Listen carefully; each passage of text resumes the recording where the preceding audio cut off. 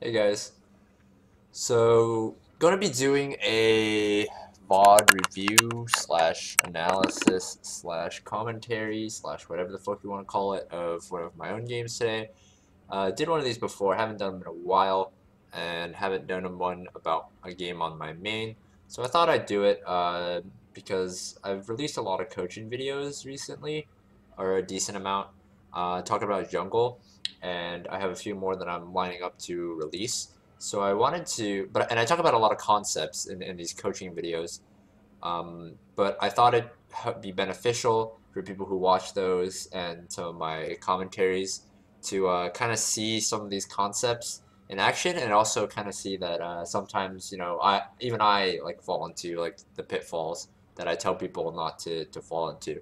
So I thought that would be interesting for all parties involved. So before we get into the video, I just want to give a huge shout out to all of my patrons: Dremes, Celestial Narwhal, Jota, Bobbie, Chen, Michael, Floyd, blankupai, Skarnoy, fdcb, Miika, Sampii, and DrHell. I don't give nearly enough shout outs to the dudes who support the Patreon to keep this channel going. It really means a lot to me. And I really want to start getting into the habit of thanking people who actually do support me through there a lot more, because it really is nice.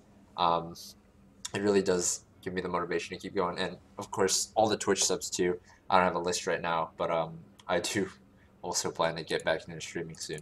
But stalled enough already, so getting into this video, this was actually the very first game I played on patch 8.6, and before people call me an Olaf abuser, I played him before 8.6 where he got buffed, where he was still considered not a very good champion. I called it. But yeah, so this game starts out somewhat interestingly. They actually have a ward and we go through it, but they're not stacked, so we're actually okay. Our level 1's really nuts. Chen taunt, Olaf Q, Rakan W. Rakan leads, doesn't get the W off. I probably should have just queued the Kaisa. Kaisa immediately, but I don't. And the Rakan jumps the gun on the W, a little bit out of range. Nothing ends up happening. And that's about it. So this is a little bit significant just because it makes it so that I end up having to start Q instead of W, which actually does hurt the clear a little bit. Because if you spam out all your axes on the blue buff, you actually don't regen fast enough with the machete start, which is the better item by far. You don't regen enough to actually continually spam Q, which is why on this blue buff kill, you'll actually see me use very little axes, because it doesn't speed up the process that much, but it slows you down later on your clear.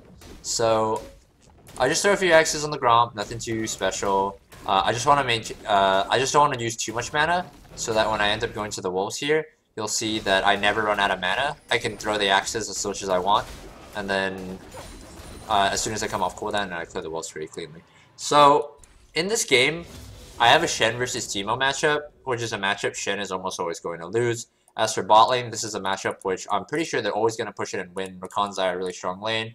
I don't have that much experience dealing with Kaisa yet, but I can't imagine this early on that, and like in a lane with Thresh, that they'd really be able to do much. So I pretty much have to start bottom because we invaded and I started Q.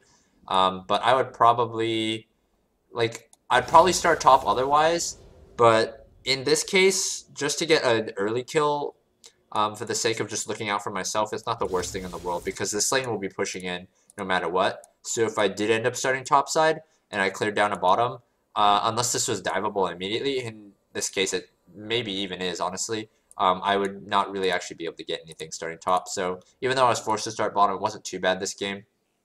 Because early kills in matchups like this are good. It's just that you don't want to fall into the pit hole, like I always talk about, of repeat ganking that lane, because at the end of the day, it's almost always going to be a matchup Shen loses. So I see they're trading heavily early on, so I try to get up there quickly, which is why I skipped the rafters. I already did Gromp, so I was a bit slower. I would probably be a camp behind him in terms of like getting up to this gank, but I know that I got a leash and I know that I'm Olaf. So I felt like even doing that extra camp on the Warwick, I would probably make it up in time to counter this.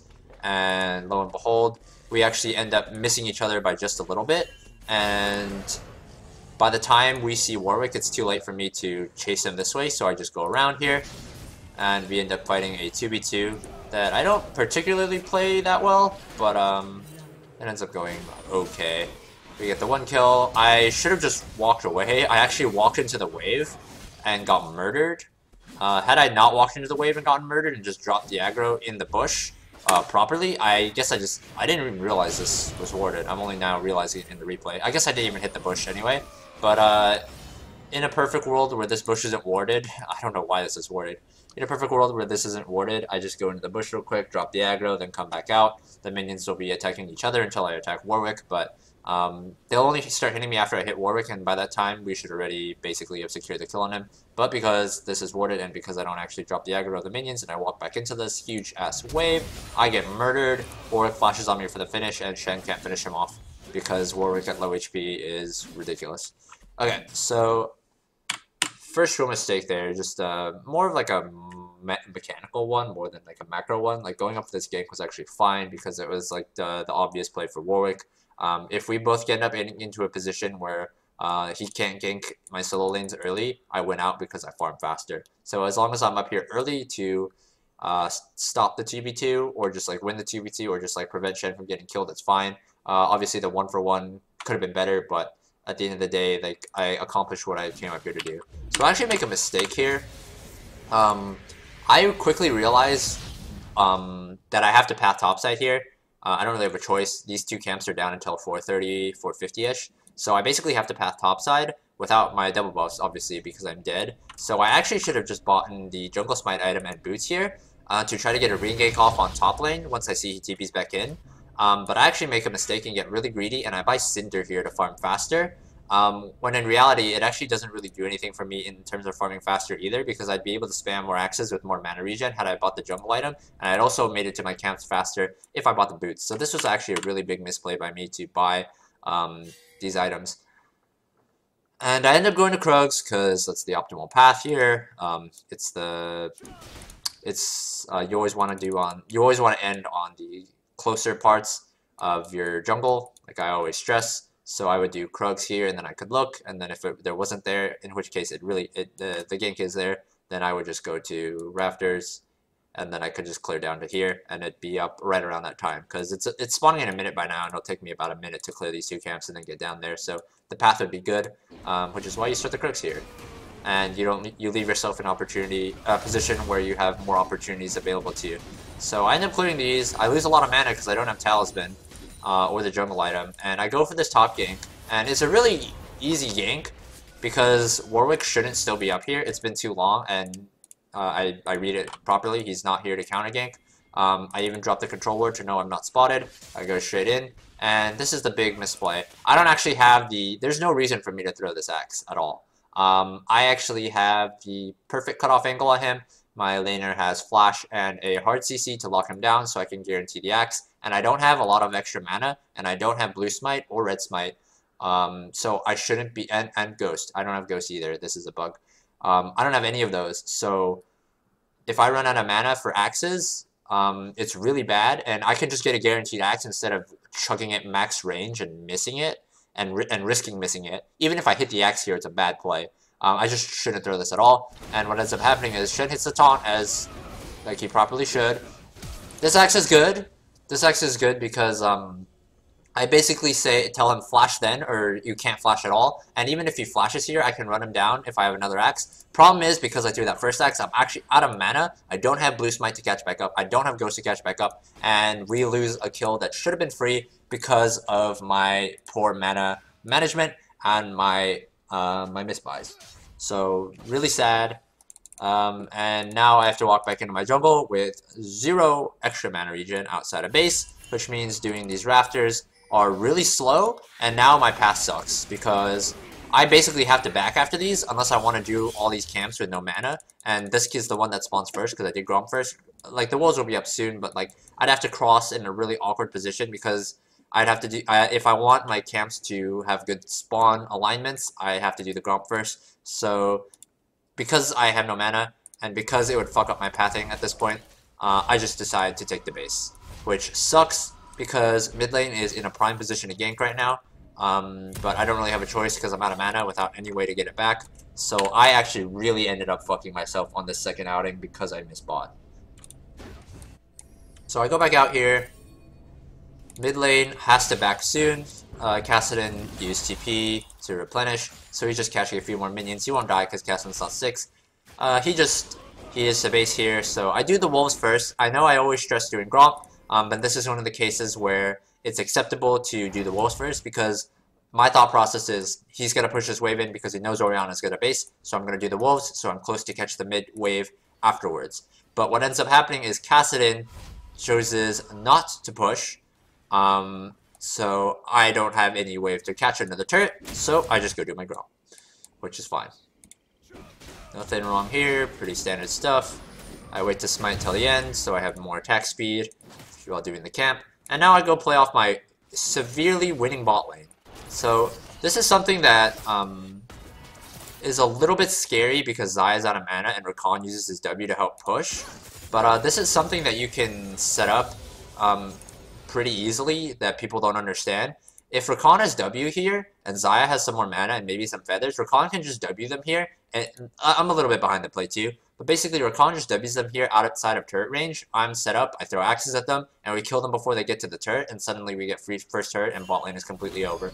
But this gets really scary because I don't make it to the play in time, Rakan's W is down, and Xayah is out of mana, but thankfully Warwick offers himself up on a platter to us, and we just burn him down with the Ignite. Olaf is extremely strong in fights like this, and I just put an extra bit of damage on them and then walk out because Kassadin is coming.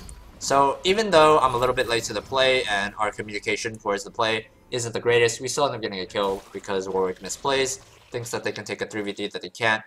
Basically as Olaf, like, you're a fucking beast early game, and I just look for any fight I can, and as long as I don't misplay it horribly like I did that top fight, it's really easy to win. Especially when you're playing off a lane that's winning like I chose here, going down to my bot lane, which is up so much CS and EXP already. Had my bot lane had all their cooldowns and resources, that fight would have been even more of a rout than it already was. So I ended up having, so basically I was looking for something to do while my blue buff was down, or while my blue buff was coming up to spawn soon, because these camps are down for a long time and this wasn't up yet, the scuttle. So I found something to do and got a kill out of it, so I was being efficient, and then I just go and get my blue, and I don't really waste any spawn time on it. I take it because my mid laner is topside, and leaving it up would make it so that it would be up on the map far too long for my liking. So I just ended up taking it first blue in solo queue, especially when you've got a lead and you're a champion who's as mana reliant, and I don't want to say mana reliant, but a champion that really appreciates the ability to spam and the cooldown reduction, and a champion who really likes getting levels and getting an EXP lead off his quick farm speed. It's really nice to get the blue. So I just go clear out topside here. Basically my path is great. I get to get the red buff, and I basically get to clear my whole topside. All in a row here, and I don't have to be inefficient. All my camps are pretty much aligned. I have to go back to auto that real quickly, which kind of sucks, but it's fine. The one thing that is a little bit iffy about this path is that I'm going to be wasting the efficiency of my red buff a bit here, because I am likely going to have to base here, and I'm pretty sure I do base here to spend all my gold. So I'm a bit, I'm wasting a bit of my red buff, but at this point in the game, I don't need the red buff as bad as I do earlier in the game, because here I'm getting a really sick buy. I'm getting my full Cinder Hulk with Blue Smite, so that's my slow. And then basically, like, Olaf has a permanent slow anyways. As long as you get, like, as long as I just walk up and smite them and land a Q, it's basically a permanent slow anyway. So wasting the red buff efficiency isn't the worst thing in the world on Olaf, especially in this scenario, whereas on other champions, it's a much bigger problem. So I just go down here now, all my bot camps are up, and I can go play off my strong bot lane. I do the Gromp first because it's the camp that's closest to my bot side, and I know I always stress that I want to just clear out like the sides of the quadrant of the jungle together, but here, because my mid laner has a roam timing, and because the bot tower is so low, and because I'm already so strong, I just bought, I have an EXP and a gold lead, and I can force the turret here, I skip the camp, and just go straight here because this is a time-sensitive play. Whereas my camps, while it's really beneficial to have them up at the same time, they're less of an importance than hitting a time-sensitive play like this one. So really, really free because my bot lane's super ahead. Chen actually ends up coming in too. Bit overkill, we don't really need him to get the turret and the kills because the enemy bot lane stays far too long to defend it. Warwick trolls and we just kill him. He actually could have just walked out, but he decided to troll and he's dead. And Shen TP's back top lane to not lose too much. We get bottom tier 2. I get a Ravage's jungle, and we get the dragon at the back end of this as well. And from here on out, the game is pretty much over.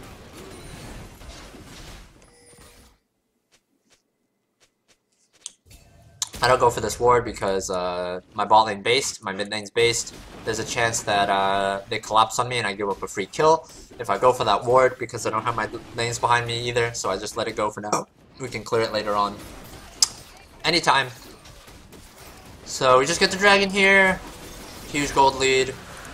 And then we kind of just roll over the game after this. I don't actually have a ward here. I was kind of just checking for pinks.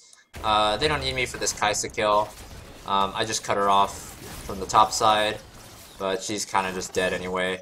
And then we can't run down Thresh, but it doesn't really matter. And the rest of this game doesn't really matter too much. But it's basically just a stomp from here. But it just goes to show like how playing off your winning lanes is just like the most important thing, because like I went 1-for-1 with the I went 1-for-1 and I died and gave Warwick a double buff refresh. But because I just played off my winning lanes and just like pathed pretty decently, you know, it wasn't a perfect pathing this game. You know, it was solid pathing, but it wasn't perfect pathing. I failed the gank top and lost a lot of time. My first buy was bad. Like, there are so many mistakes that I made this game, but just because I chose to play off my winning lanes and abuse that, while Warwick really didn't do anything with the double buff refresh that he got early on, and his like didn't play off his winning mid lane. Like mid lane was winning or going even, like, and top lane was winning. Kind of hard to play off of the Teemo as much, but like he didn't really do anything with it, and I punished him with conjunction with my bot lane winning, and from here on out we just blow the game open. So yeah, just I know this was a bit short, but I just kind of wanted to illustrate like what some of the concepts look like in practice.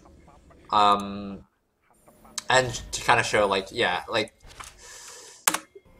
the thing about, like, this Shen vs Teemo lane, yes, it's a lane that doesn't actually, like, getting the kills for Shen doesn't do that much, because, yes, it is a lane where he's always going to get pushed in and lose, but, like, going for ganks, like, the only two I go for, okay, the only two I go for early on, those are fine, because I'm ganking in these first two ganks not to like relieve the lane or anything, but it's to get myself ahead so that in a scenario where my bot lane isn't winning as hard, I can still force a play like this.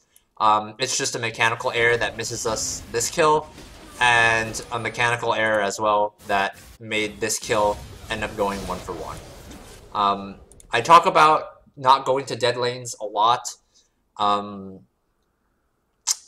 but there's like a priority like ladder that everything has when you jungle, and on a champion like Olaf who has so much carry potential, if you get early kills, sometimes you do just go to a lane to get kills, even if in the long run it won't actually impact the state of the game too much, because